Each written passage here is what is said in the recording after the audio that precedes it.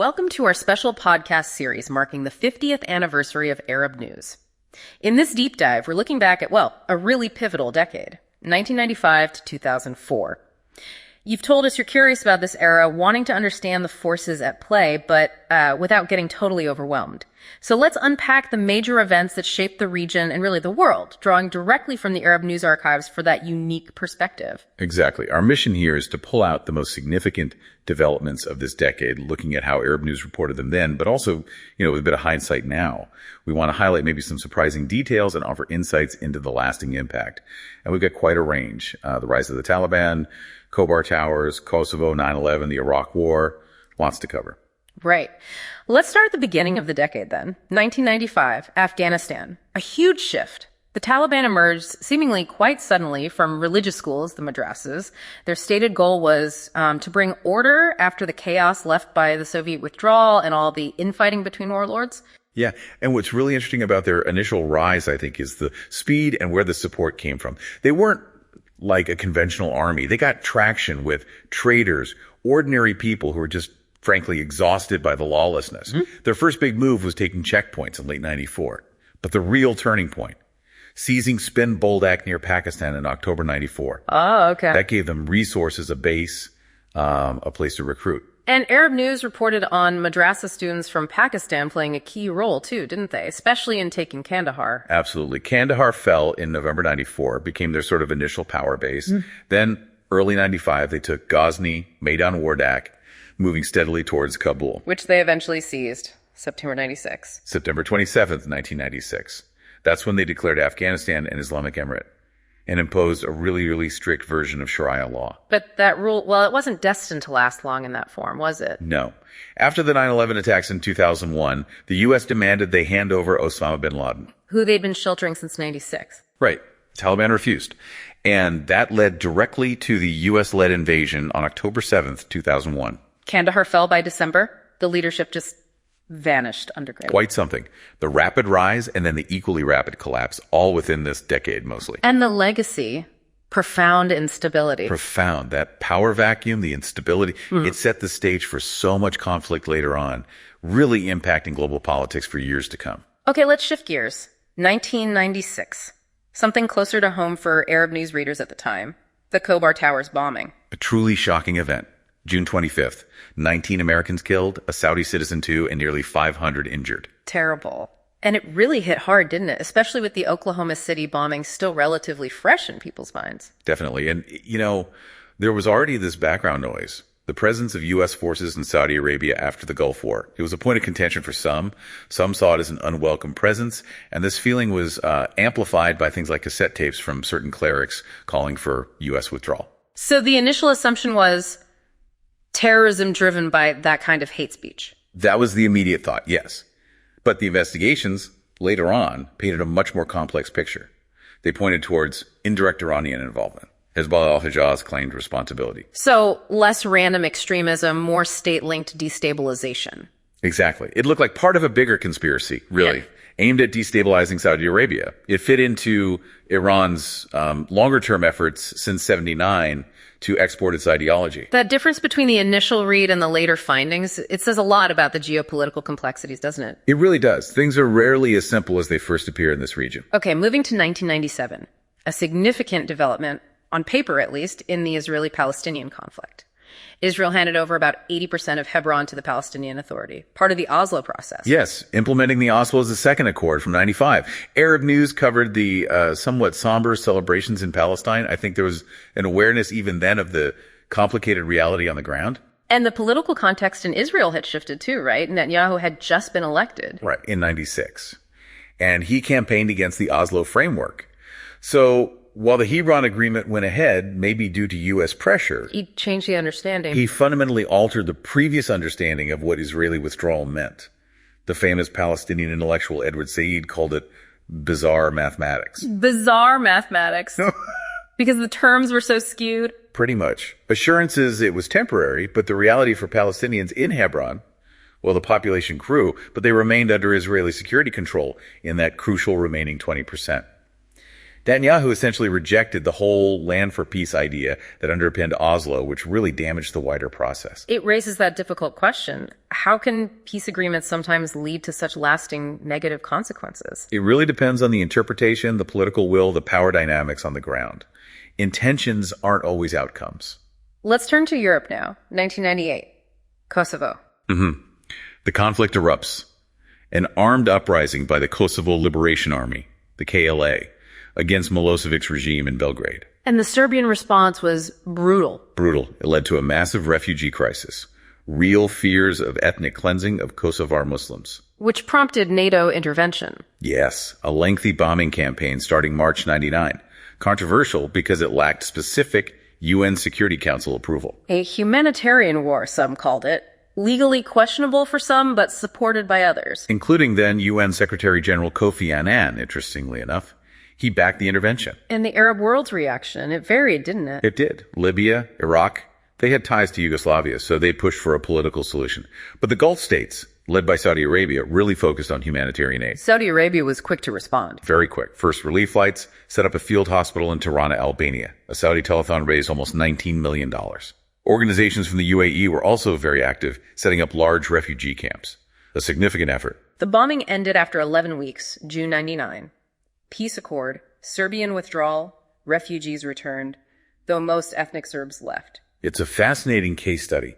The divided international response, but also the very prominent humanitarian role played by Saudi Arabia and other Gulf states in a European crisis. Then, 1999, briefly, a significant transition in Jordan. King Abdullah ascended the throne. Yes, a key moment for Jordan and the region, signaling both continuity and potentially change in a really important Arab nation. Our sources here didn't detail it much, but it's a marker for the year. Absolutely. Okay, the year 2000, a major turning point. The second Intifada erupts. And this was very different from the first Intifada, wasn't it? Completely different. The first was largely nonviolent resistance, civil disobedience. The second became increasingly militarized, especially after Ariel Sharon's visit to Al-Aqsa Mosque compound. Arab News front pages covered those initial clashes intensely. That shift towards militarized tactics, including the devastating suicide bombings, it had a huge impact internationally. It definitely alienated some support for the Palestinian cause, unfortunately, and reinforced negative stereotypes. And internally, was there a unified strategy? Not really. That lack of unified strategy arguably weakened their position and, some would say, emboldened Israel to speed up settlement expansion and start building the separation wall. Western media often focus heavily on the violence, sometimes overshadowing the core grievances about occupation. You also saw a generational divide, didn't you? Younger Palestinians disillusioned with Oslo. Exactly. Many younger people felt Oslo had failed them, so they leaned towards armed resistance. Older generations often still favored the nonviolent strategies of the First Intifada. And Israel used the context of the Intifada to tighten its grip. Yes, expanding settlements, fragmenting communities with the wall, which is still a massive physical and political barrier today. The armed resistance is often seen as a direct product of that continued occupation and lack of political progress. It makes you think, doesn't it? How different resistance strategies impact global perception and maybe even the ultimate goals. It's a critical factor, always. 2001, September 11th, a day that truly changed the world. Irrevocably. The Al-Qaeda attacks on America, the U.S. declaring the war on terror.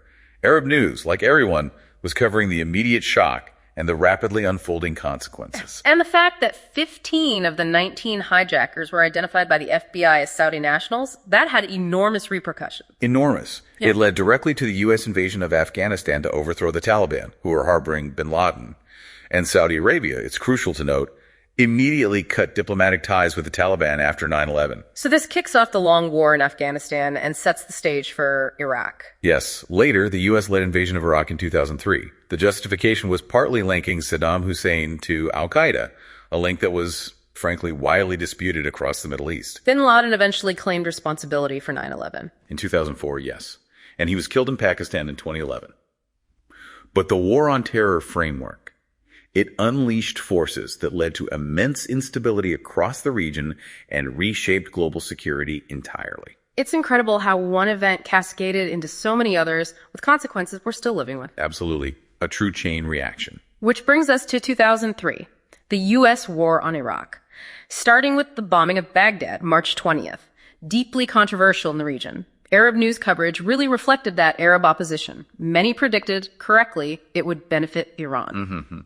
That High Noon for Cowboy era headline with a picture of Bush in a cowboy hat, it became quite iconic. It captured the mood. The rationale from the Bush administration, Saddam, Al-Qaeda, WMDs. Driven by, well, a strong dislike of Saddam, certainly, and fueled by the 9/11 atmosphere.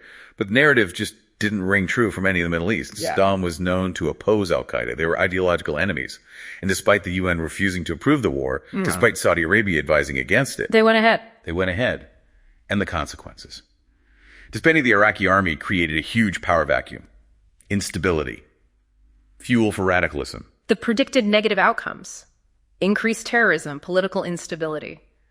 They sadly came true. Tragically so. Yeah. And of course, the failure to find any WMDs led to that phrase, weapons of mass deception. The region is still dealing with the fallout. It's such a stark example, isn't it? Flawed intelligence, geopolitical miscalculations leading to devastating, long-lasting regional impact. A truly cautionary tale. Okay, wrapping up the decade, 2004, we see the early signs of the Houthi insurgency in Yemen. Right. While most people now think of the recent attacks on shipping, the movement's roots go back further. You had the Al-Haq Party in the mid-90s, the Believing Youth Forum in the early 90s, involving Hussein Badruddin al-Houthi. His specific beliefs put him at odds with many Yemenis, even then. Yes.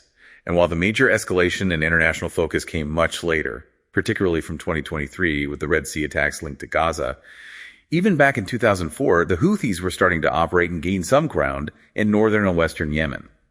It set the stage for the incredibly long and tragic conflict to come. Okay, so let's try and pull this together. This decade, 1995 to 2004, it was just relentless change and upheaval, wasn't it? Absolutely. Across the Middle East and echoing globally. Taliban rise and fall, Khobar Towers, 9/11, the Iraq War. These huge events laid the groundwork for so many current challenges. And you have the ongoing Israeli-Palestinian conflict flaring up with a second Intifada, the complexities of intervention shown in Kosovo, even those early signs in Yemen. You came to this deep dive wanting clarity, maybe some aha moments, without feeling swamped. Hopefully, looking at these key events through the Arab news lens has helped provide that clearer picture of a really critical decade. Yeah, and it's worth thinking about how interconnected it all is, isn't it? Like the post-Soviet vacuum in Afghanistan arguably helped al-Qaeda thrive, which led to 9/11, which led to interventions in Afghanistan and Iraq. While the unresolved Palestinian issue remained a constant flashpoint. And seeds of future conflicts, like Yemen, were already being sown. It's all linked. So what does this all mean for you, the listener? Well, understanding this decade gives you really crucial context for today's world. It reminds us about the long shadow of political decisions, how global events hit regionally, and honestly, the importance of critically looking at the information we get. Well said. Thank you for joining us on this deep dive into 1995 to 2004. We really hope it sparked some thoughts and provided useful insights. And please do join us again for our next deep dive. We'll be moving into the next decade, 2005 to 2015, continuing our special series for Arab News' 50th anniversary. You won't want to miss discovering how the story continued to unfold in the early 21st century.